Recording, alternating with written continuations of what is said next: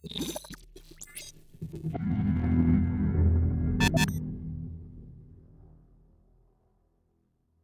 di bangku si bunga sena, sena di lembah, tinggalan bonda. Bacalah buku tak kira di mana, agar bertambah ilmu di dada.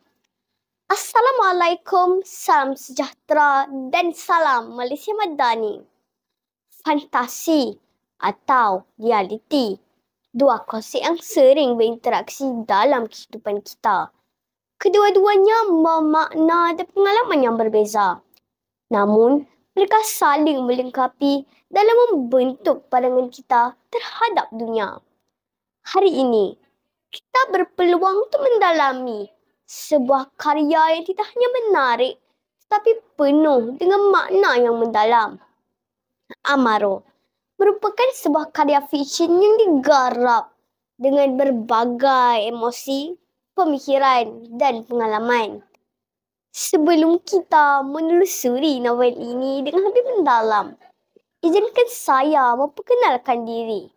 Saya Ainur Sumaya binti Muhammad Zamsyah atau lebih mesra disapa Sumaya, berusia 11 tahun dan merupakan murid tahun 5 yang bersekolah di Sekolah Kebangsaan Taman Bukit Teratai. Kod sekolah saya BBA 4056. Dalam kesungguhan melaksanakan tanggungjawab sebagai murid, saya sangat teruja kerana dapat berkongsi tentang buku yang sangat istimewa bagi saya. Buku yang ingin saya bahas hari ini berjudul Amaro, hasil penulis hebat Liam Toha yang merupakan penulis aktif dalam dunia sastra dan penulisan kreatif. Beberapa karya beliau mendapat perhatian dalam kalangan pembaca. Dengan kebanyakan karya beliau menekankan tema-tema kehidupan remaja, percintaan dan perjalanan emosi. Beliau turut terlibat dalam beberapa antologi cerpen yang membawakan suara penulis muda dalam sastra Melayu.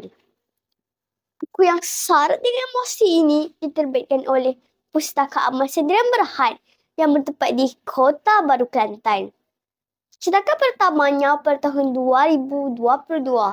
Buku ini berharga RM30 dan mengandungi 282 halaman bercetak beserta 26 sisipan bab. Ayuh bersama saya kita mengamati dan mendalami cerita ini dengan lebih dekat lagi. Novel Amaro mengisahkan perjalanan seorang perantis muda bernama Amaro yang bertugas di Kutub Kanah Eminia, sebuah perpustakaan purba yang menyimpan rahsia dunia.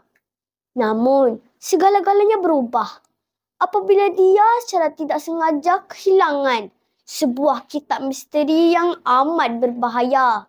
Hikayat Manusia Ajaib.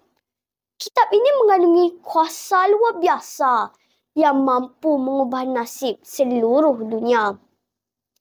Dalam usaha menebus kesilapannya, Amaro berjanji untuk mendapatkan semula kitab tersebut sebelum jatuh ke tangan Raja Markia yang berhasrat menggunakan kuasa kitab untuk menakluk dunia. Untuk merealisasikan misinya, Amaro ditemani Aruna, seorang teman setia yang memiliki keberanian luar biasa. Bersama-sama, mereka mengharungi pelbagai cabaran hebat, merentasi Gunung Atamara yang penuh misteri, menghadapi ancaman dari orang janggi yang kejam dan terperangkap dalam perangkap berbahaya di Gunung Darfur yang berpenunggu. Ketegangan yang mencapai puncaknya apabila kuasa purba yang telah lama dipasung di dalam perut bumi bangkit semula.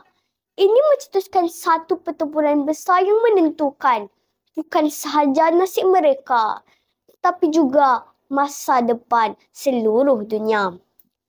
Ada satu perkara yang memikat hati saya dalam rangkulan karya Amaro, iaitu penggabungan fantasi dengan unsur tradisional, memberikan pembaca pengalaman baharu dalam menikmati sastra Melayu.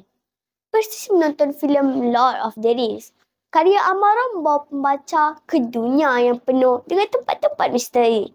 Setiap tempat membawa cabaran dan rahsia tersendiri yang memikat imajinasi pembaca.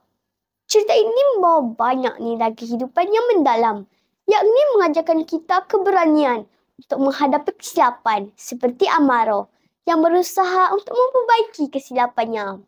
Selain itu, persahabatan dan kepercayaan adalah tema yang sangat kuat dalam cerita ini. Pada pendapat saya, novel ini sememangnya layak menerima 5 bintang dari saya. Bukanlah semata-mata kerana tema berat yang diketengahkan, tetapi kerana karya yang penuh dengan pengajaran tentang keberanian, pengorbanan, persahabatan dan pencarian ilmu. Ia mengajak pembaca untuk merenung tentang makna kehidupan, tanggungjawab dan apa yang benar-benar penting dalam menghadapi cabaran hidup. Sekian dari saya.